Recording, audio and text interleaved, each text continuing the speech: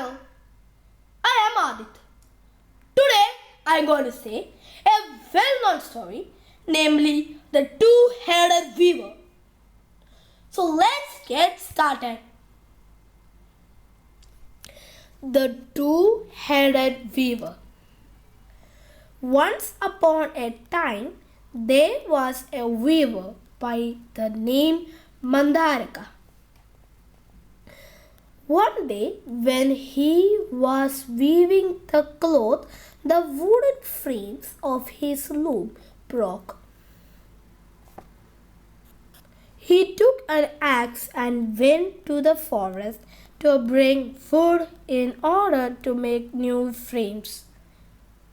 He went round the forest but didn't find the adequate wood. From the forest, he drifted towards the seashore where he saw a huge tree. He thought that if he could cut wood from this tree, he would have enough wood for all the frames for the rest of his life.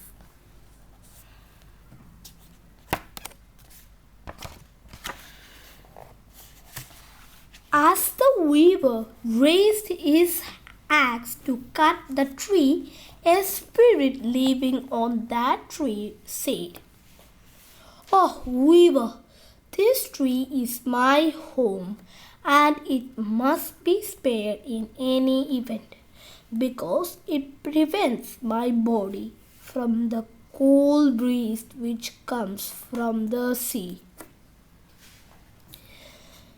Mandarika said, "Sir, if I don't cut the tree and take its wood home, then my family will starve and die. So please go somewhere else, as I have to cut this tree." The spirit answered, "If you do not cut the tree, I will give you a bone of your choice." The weaver said, "Sir, in that case, I will go home and ask my wife and friends. When I will return, you must give me what I ask for." The spirit agreed to it, and the weaver returned home with joy. While coming back to the city, he met his friend the barber and said, "Friend, a spirit has given me a bone of my choice and gave me time to consult friends and my wife. Tell me what I should demand from him." The barber replied, "My dear friend, demand a kingdom where you could be the king and I would be your prime minister. You would have a palace where you can enjoy a luxurious life." Mandarika said, "True, but let me ask my wife too." The barber said, "A wise man should never ask women for advice. He can give a woman food, clothing, jewelry, and above all the duties of marriage, but should never ask for advice, as a woman think only of their own benefit, and they have low wits." The weaver replied, "Even though this is true, still I would consult my wife, as she is my better half."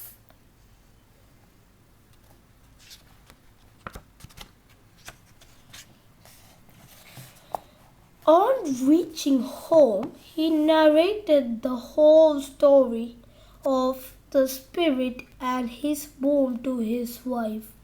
He also told her what the barber had advised. His wife said, "Oh, my lord, no wise man would consult children or barbers or servants or beggars. A king's life is full of hardships. He never gets a minute rest because anyone who rules hardly gets any time. Never envy the life of a king.